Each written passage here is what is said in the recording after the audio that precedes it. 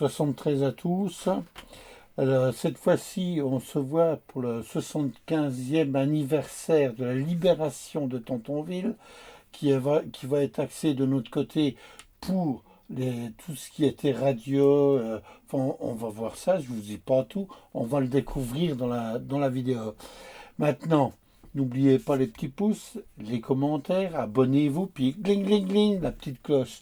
73. Ma foi, 73 à tous, 73 les amis. Voilà, nous sommes ici, il y a une petite démonstration des transmissions pendant la guerre, hein, avec les résistants et tout ça. Je vais vous présenter un OM, un copain F5, SGP, et qui fait essentiellement de la graphie. Donc, on va lui laisser la parole. Il va passer et expliquer un peu c'est bon, vas-y. Bon. Vas-y. Alors voilà, donc je suis Jean-Marc, F5 SGP. J'ai monté ici une petite expo dans le cadre d'un week-end à Tantonville, hein, pour commémorer les 75 ans de la libération et aussi l'existence d'un terrain d'aviation américain. Et moi, je me suis concentré avec d'autres camarades sur la partie résistance, les clandestins et notamment les opérateurs radio clandestins.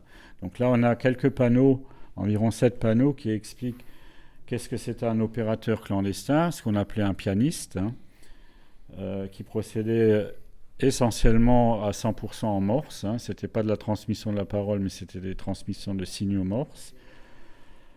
À l'aide de valises, alors on en verra une tout à l'heure, hein, à l'aide de valises radio qui étaient parachutées ou amenées secrètement en France. Alors des modèles de radio, il y en a eu tout un tas, hein, vous en verrez une tout à l'heure qui est un modèle anglais. Il y a ce modèle-là qu'on voit sur ce panneau qui s'appelle le Paraset, qui a été fait dans un deuxième temps, qui était plus ramassé, plus petit. Alors, bien être conscient qu'en 1940 jusqu'à 1945, c'est des radios qui fonctionnent avec des tubes à vide, avec des lampes. Hein. On n'a pas encore inventé le transistor, donc il faut miniaturiser. Et certains postes fonctionnent, celui-là par exemple, avec 3 lampes, hein, 2 pour le récepteur, 1 pour l'émission.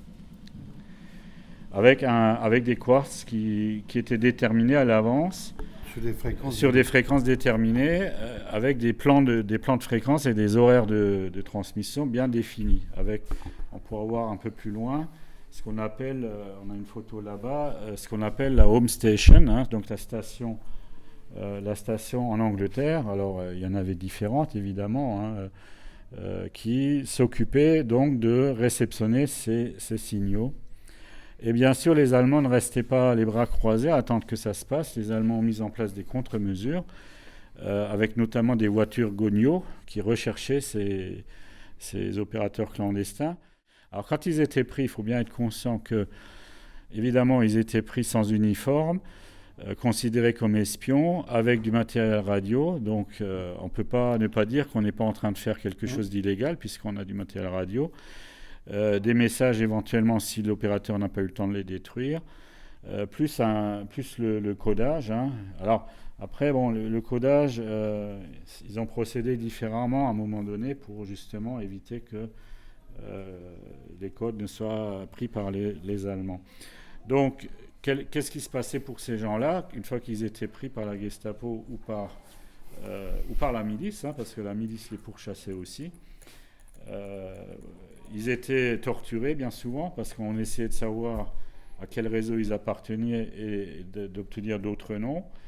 Ils étaient emprisonnés, fusillés assez rapidement et en dernier recours souvent aussi déportés. Hein. Donc il y a un certain nombre qui ont été déportés et qui bien évidemment très peu sont revenus. Hein. Alors, à l'époque, on utilisait le morse, ça je l'ai déjà dit, et on utilisait ce qu'on appelle des clés ou des pioches. Hein. Donc là, il y a une petite collection. Alors, j'ai oublié de préciser aussi, vous avez une banderole là, je suis radioamateur et je fais partie de l'Union française des télégraphistes, l'UFT. Donc, c'est une petite branche des radioamateurs français qui travaille à la promotion du code morse, hein, enfin de l'utilisation, de poursuivre l'utilisation du morse. avec la radio. Hein.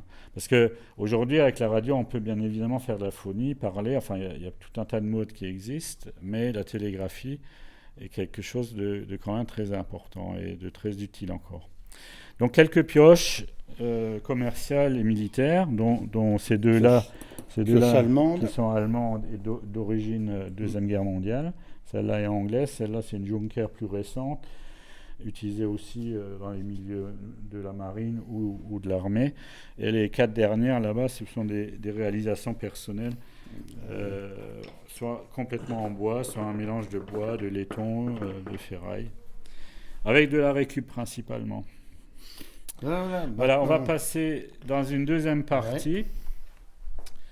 Alors, on a, de manière pédagogique, hein, parce qu'il y a des élèves qui sont venus, il y a des classes qui sont venues hier après-midi visiter, on a essayé de reconstituer ici un grenier, une pièce de grenier, avec des choses. Qu'est-ce qu'on trouve dans un grenier ? On va trouver des valises vides, on va trouver des vieilles horloges qui pendent au mur, des caisses en bois. Alors on a mis des caisses de la brasserie Tourtel, hein, de Tantonville, bien évidemment. Voilà, on va avoir tout un tas de bazar qui traîne. Et pourquoi un grenier ? Ça va être l'endroit idéal pour l'opérateur radio clandestin, pour se cacher et procéder à ses émissions. Alors pourquoi un grenier ? Parce qu'on est un peu en hauteur et on va pouvoir tendre un fil. Donc on voit en haut un fil. Ils avaient environ un fil de 15 à 20 mètres qui pouvait tendre vers l'extérieur, en pleine campagne, vers l'extérieur, vers un arbre, ou alors faire un zigzag, faire un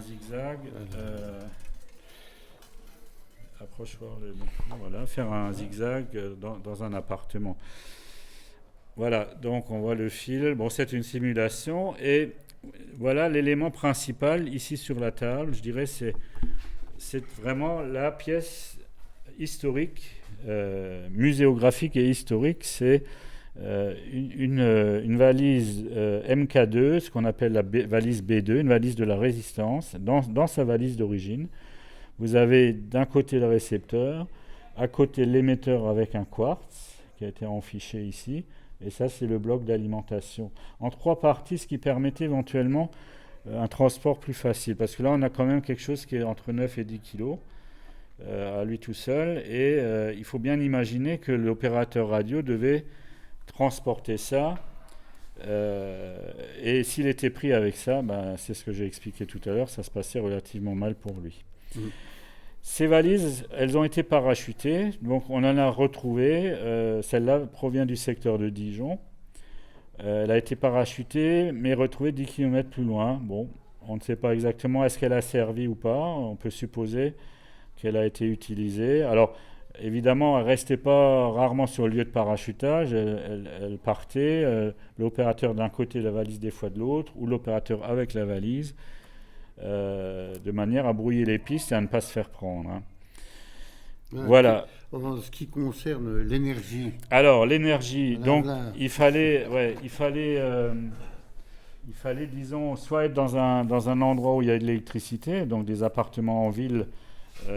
On allait piquer de l'électricité avec ce qui s'appelle une prise voleuse, hein, une douille voleuse. Hein, donc on branchait ça à la place de l'ampoule.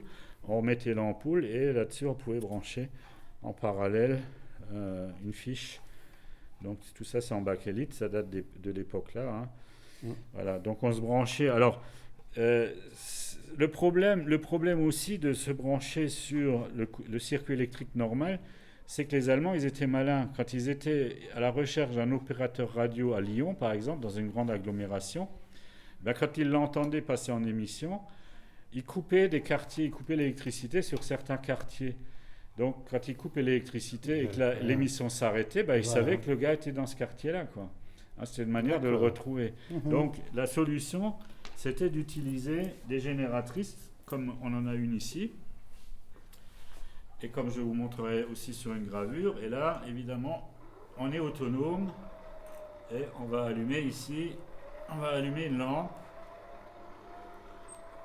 Et donc il faut être deux, hein, c'est-à-dire qu'il y a l'opérateur et il va avoir un assistant qui va l'aider à faire tourner la génératrice. Alors celle-là, elle est de type militaire. Sur l'œuvre peinte ici qu'on voit, ben voilà, c'est exactement ce qui est reconstitué ici. Avec un cadre de vélo et puis. Voilà, alors c'est un cadre de vélo, une grosse génératrice. Alors cette personne qu'on voit là, elle s'appelle Virginia Hall. C'est une Américaine qui a été pendant 2 ans au service du SOE en France. Alors pendant 2 ans, elle était sous couverture de journaliste, puisque les USA n'étaient pas encore en guerre.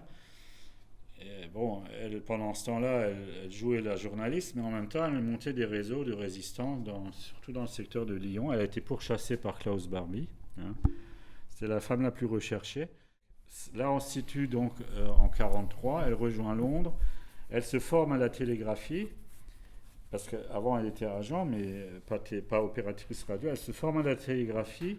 Elle revient, alors évidemment, pas en parachute. Hein, elle a été amenée par une embarcation. Elle revient et elle remonte des réseaux de résistants. Enfin, elle contacte des réseaux de résistants à Chambon-en-Lignon, qui est au centre de la France.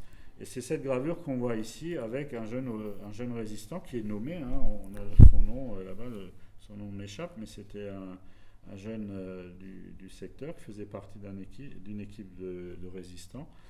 Et donc là, elle a été opératrice radio, et ce qui a permis à ces groupes de résistants qui n'avaient pas la liaison directe avec Londres, ce qui leur a permis de l'avoir, et du coup d'être mieux fournis que d'autres en matériel. Donc il y a eu beaucoup de parachutage grâce à Virginia Hall, beaucoup de parachutage. Et la suite, donc, dernière partie de l'expo, la radio aujourd'hui, hein, c'est-à-dire une station radioamateur complète, avec l'émetteur ici, l'émetteur-récepteur ici, la boîte de couplage, la lime, une clé morse, une pioche ici de fabrication OM, puis un deuxième poste ici, sous la casquette de l'UFT. Alors moi, j'utilise du Ten-Tech, hein, principalement. Celui-là est plus ancien, mais il a un bon filtrage. Ten-Tech Argosy, et celui-là, Ten-Tech Eagle. Et l'antenne est dehors, je pense que vous la filmerez peut-être en sortant. C'est un doublé 20 mètres et 40 mètres. Il ne fonctionne actuellement que sur le 40 mètres. Je n'ai pas réussi à l'accorder sur le 20 mètres. Avec ta boîte ? Non, ça ne marche pas. Et donc, on a fait un indicatif spécial, TM80 BCRA, avec une QSL. Et juste préciser que c'est l'UFT qui m'a aidé à faire la carte QSL, hein, et qui avait un imprimeur. Hein, donc, je les remercie. L'Union française des télégraphistes, F6 EEQ et son épouse qui m'ont aidé à réaliser la carte. Merci à eux. Voilà. Bien sympathique. Je vais vous faire une démo, on va essayer de faire un compte. Je vais d'abord vérifier qu'il n'y a personne en fréquence.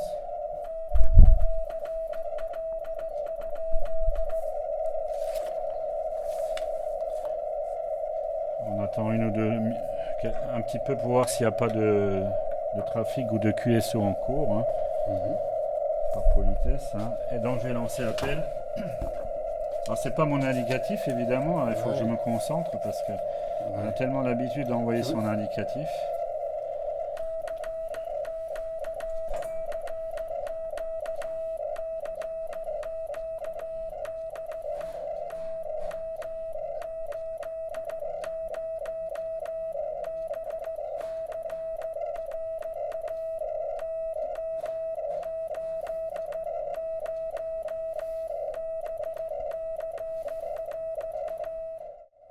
On va essayer. Hein.